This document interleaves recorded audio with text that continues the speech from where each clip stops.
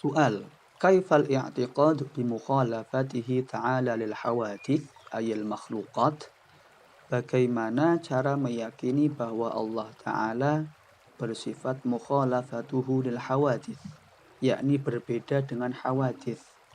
Hawadith dalam istilah ilmu tauhid artinya adalah sesuatu yang baru atau yang tercipta. Sesuatu yang dulunya tidak ada kemudian menjadi ada, yang disebut sesuatu yang baru atau hawadith, atau disebut juga dengan makhluk, sesuatu yang tercipta. Maka bagaimana kita meyakini bahwa Allah Ta'ala berbeda dengan makhluknya? Jawab, huwa an na'taqida anna Allah Ta'ala la yushabihuhu syai'un, yakni dengan meyakini bahwa tidak ada sesuatu apapun yang menyerupai Allah Ta'ala. La fi dhatihi, baik dalam hal zatnya, wala sifatihi maupun sifatnya, wala fi af'alihi maupun perbuatannya. Intinya adalah kita meyakini bahwa tidak ada satupun selain Allah yang menyerupai Allah dalam hal zatnya, dalam hal sifatnya maupun dalam hal perbuatannya. Soal, kaifal i'tiqadu bi mukhalafati dzatihi subhanahu wa ta'ala lil hawadith? Lalu bagaimana kita meyakini Allah Ta'ala berbeda dengan makhluknya dalam hal zatnya? Jawab, huwa an na'taqida anna dzatallahi subhanahu wa ta'ala la tushabihu syai'an minal makhluqat. Bahwa kita meyakini sesungguhnya zat Allah Ta'ala berbeda dengan zat makhluknya dalam bentuk apapun. Biwajhin minal wujuhi, berbeda dalam bentuknya. Wa kullu ma tarahu ay yakhtur bibalik fallahu laisa kadzalik. Maka segala hal yang kita lihat, yang terlintas di dalam benak kita atau pikiran kita, maka Allah Ta'ala tidaklah seperti itu. Jika terlintas di dalam hati kita, di dalam pikiran kita, oh Allah itu seperti ini bentuknya, maka Allah tidak seperti itu. Sebagaimana dalil di dalam Al-Quran, laisa kamitslihi syai'un, tidak ada sesuatu pun yang menyamainya. Soalun, kaifal i'tiqadu bi anna sifatihi subhanahu wa ta'ala mukhalafatun li sifatil hawadith?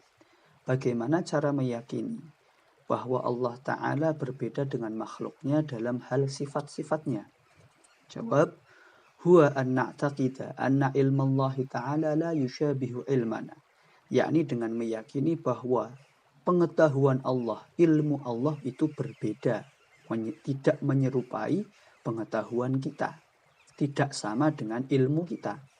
Wa anna qudratahu la tushabihu qudratana, dan meyakini bahwa kehendak Allah, kekuasaan Allah, kudrahnya Allah tidak menyerupai kekuasaan kita.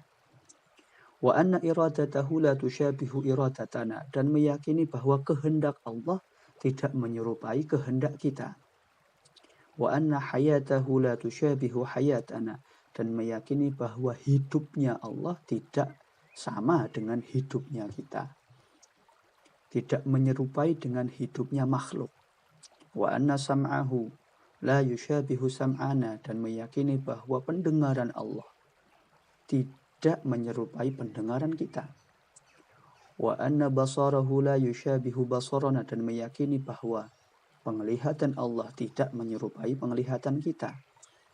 Wa anna kalamahu la yushabihu kalamana, dan meyakini bahwa pengucap Allah, firman Allah tidak menyerupai perkataan dan ucapan kita. Soal, kaifal i'tiqadu bi anna af'alahu subhanahu wa ta'ala mukhalafatun li af'alil hawadith? Bagaimana cara meyakini bahwa Allah Ta'ala berbeda dengan makhluknya dalam hal perbuatan-perbuatannya?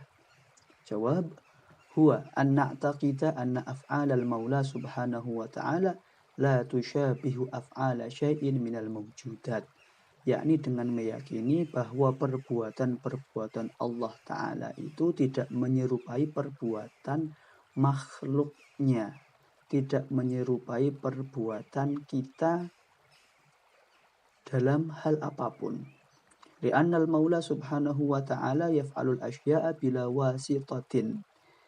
Karena Allah Ta'ala berbuat sesuatu tidaklah membutuhkan apapun sebagai alat, sebagai perantara.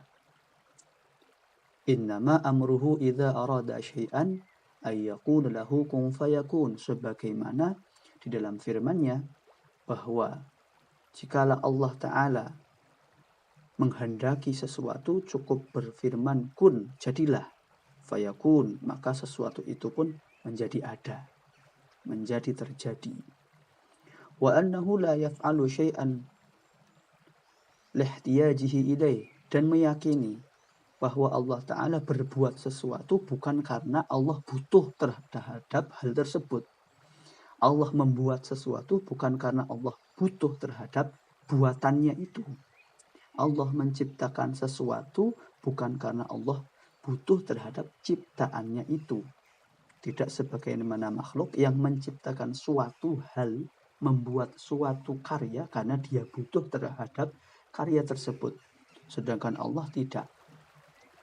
Wa annahu la yaf'alu syai'an abatha, dan meyakini bahwa Allah Ta'ala tidaklah berbuat sesuatu yang sia-sia. Pasti ada manfaat, pasti ada kegunaan, pasti ada hikmahnya.